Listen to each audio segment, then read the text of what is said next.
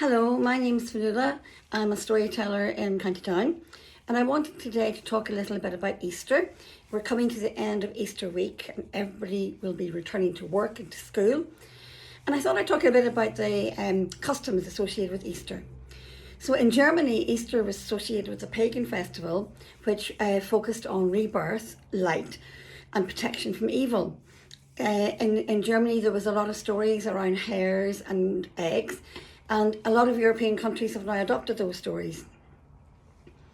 In Sweden, children used to dress as witches, I'm not sure why, and they used to go and collect eggs around their neighbours' houses, and that was a tradition at Easter.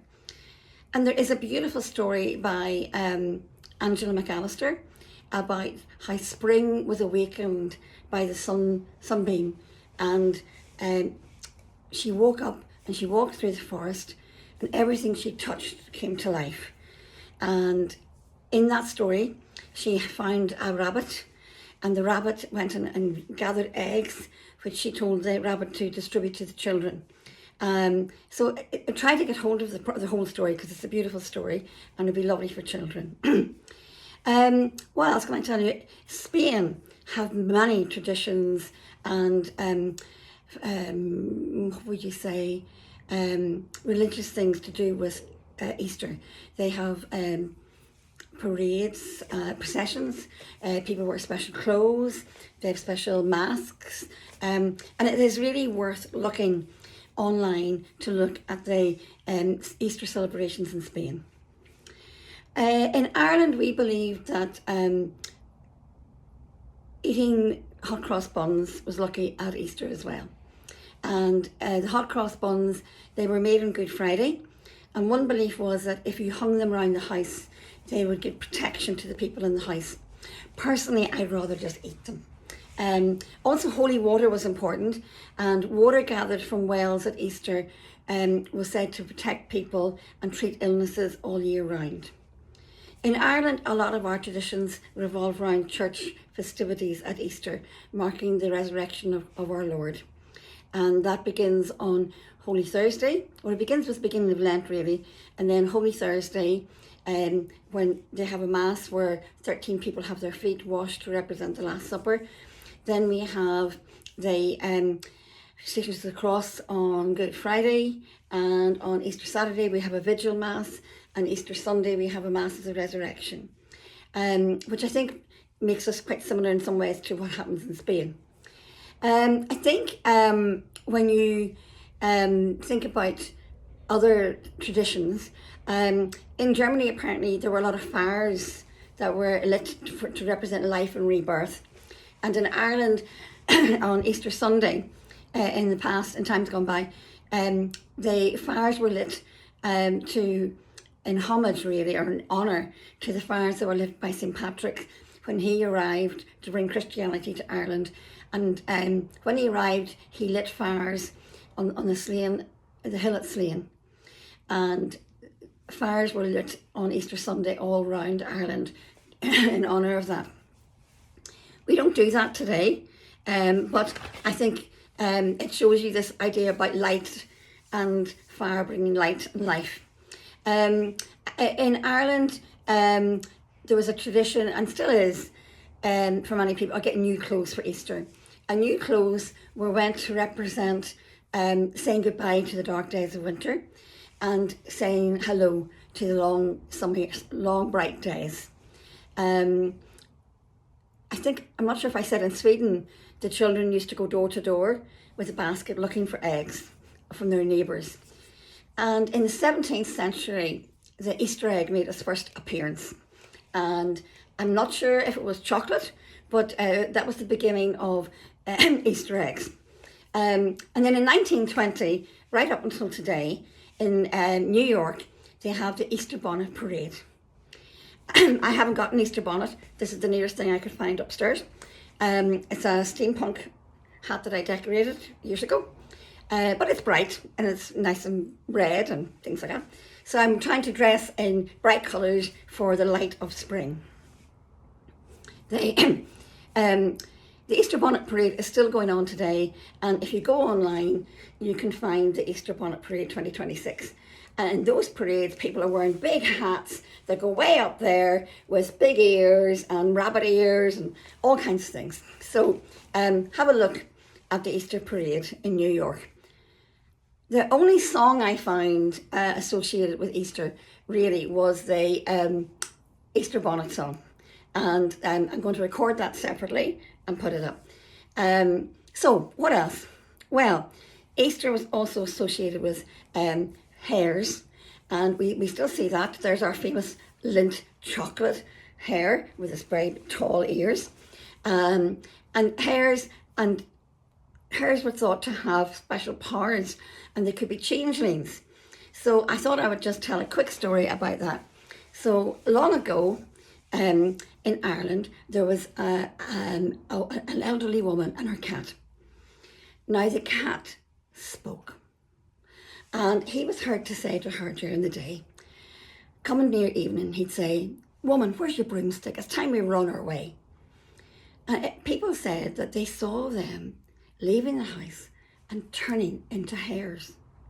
And when they became hares, they went to the fields and they took the milk from the cows. And then they'd go back to their own home and turn back into the woman and mare.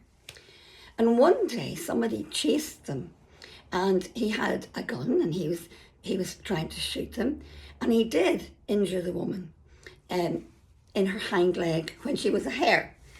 And they went searching the houses for her, and when they found her, they found an old woman spinning in an old house that had been abandoned. And she said, no, it's not me, nothing to do with me, and there was no cat in sight, so they left it. But if they'd looked closer, they would have seen a pool of blood at her leg where her thigh had been injured when she was being chased. And indeed, she was a changeling. And that was the thing, that the hares could take milk, and that was very valuable to the farmers. And it was said that they were so charming when they were hares that they could take the butter out of the churn and nobody'd say a word. And there's another story about that. That story was a mixture of stories from County Armagh, but there is another story about the tailor and the hare. So long ago, tailors used to travel from farm to farm, and they'd arrive and they would set up a table upstairs somewhere or in the barn, and they'd sew away. They'd make all the clothes that people needed for the year. And they moved from farm to farm. Now, this man was called Jack, and Jack was doing his rounds for the year, and he heard that one of his regular customers had passed away. But he went to the farm, and the wife said, "Well, stay, I need clothes too, and other people that work with me, they need them." And she gave him part of the upstairs of the house that he could set up to sew in. So he set that up, and he was happy enough.